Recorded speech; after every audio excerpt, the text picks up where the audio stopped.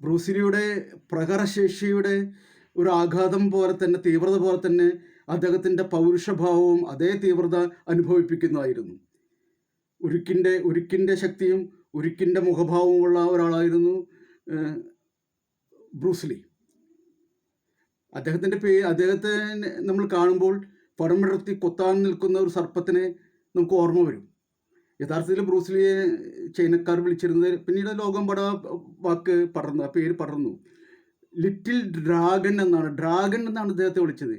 ആ പേര് വരാനുണ്ടായ ഒരു യഥാർത്ഥ കാരണം തന്നെ ഒരു യഥാർത്ഥ ജീവിതത്തിൽ ഉണ്ടായ ഒരു സംഭവമാണ്. ഒരു കൂട്ടം യുവതികളെ ചില റൗഡികൾ വന്ന് അപമാനിക്കാൻ ശ്രമിച്ചപ്പോൾ വളരെ ചെറിയ പയ്യനായിരുന്ന ബ്രൂസ്ലി അവരെ അടിച്ച് തോൽപ്പിച്ച് ഓടിപ്പിച്ചു വിട്ടു. അന്ന് ആ സ്ത്രീകളുടെ ഇട്ട പേരാണ് ഡ്രാഗൺ എന്നുള്ളത്, ലിറ്റിൽ ഡ്രാഗൺ എന്നുള്ളത്.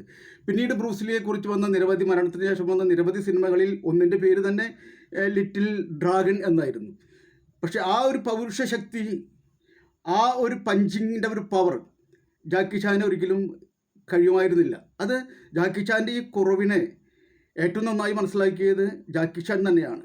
അതുകൊണ്ട് ജാക്കി ചാൻ എന്ത് ചെയ്തു? തന്നിൽ കിടക്കുന്ന ചാർലി ചാപ്ലിനെ തന്നിൽ കിടക്കുന്ന ബ്രൂസ്ലിയോട് മിക്സ് ചെയ്യുകയാണ് ചെയ്തത്. അപ്പോൾ അതുകൊണ്ട് തന്നെ അദ്ദേഹം ആദ്യ കാലഘട്ടത്തിൽ ആ തമാശക്കാരൻ എന്നൊക്കെയാണ് പറഞ്ഞിരുന്നത്.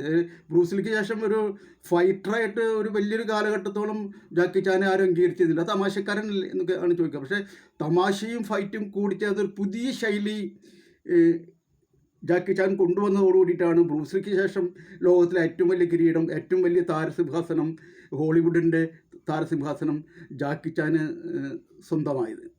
അപ്പോൾ അത് തന്നെയാണ് നമ്മൾ എപ്പോഴും ചെയ്യേണ്ടത്. ഒരു പക്ഷേ നമ്മുടെ ശക്തി നമ്മളിലെ ചില കുറവുകളായിരിക്കും.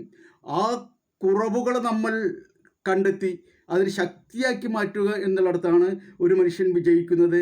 അങ്ങനെയാണ് ഒരു മനുഷ്യൻ ഇതിഹാസ താരമായിത്തീരുന്നത്. ഇപ്പോൾ അടുത്ത കാലത്ത് വന്ന ഒരു ജാക്കി ചാൻ്റെ എല്ലാം എപ്പോഴും അങ്ങനെ പറഞ്ഞു, സോറി, അമീർ ഖാൻ്റെ ഒരു സിനിമയിൽ മന്ദബുദ്ധികളായിട്ടുള്ള മന്ദബുദ്ധികളെന്ന് ഞാൻ പറയുന്നില്ല, വേണ്ടത്ര ബ്രെയിൻ പവർ വളർന്നിട്ടില്ലാത്ത പല കുട്ടികളും തങ്ങളുടെ മറ്റു മേഖലകളിൽ വളരെ ശക്തരാണെന്ന് കാണിക്കുകയും പലപ്പോഴും ബുദ്ധിയുണ്ടെന്ന് പറയുന്ന ആളുകളെക്കാൾ ഈ കോച്ചായിട്ട് ചെന്നതാണ്, അദ്ദേഹത്തെക്കാൾ ബുദ്ധി ഈ കുട്ടികൾക്കായിരുന്നു എന്ന് കാണിക്കുകയും ചെയ്യുന്നുണ്ട്. അപ്പം നമ്മുടെ ചില കുറവുകളെ നമ്മൾ മറ്റു ചില രംഗങ്ങളിൽ കൂടുതൽ ശക്തിയാക്കി മാറ്റുക എന്നുള്ളതാണ്. അങ്ങനെ ചെയ്യുമ്പോഴാണ് നമ്മൾ യഥാർത്ഥ വിജയിയാകുന്നത്. എല്ലാവർക്കും നമസ്കാരം.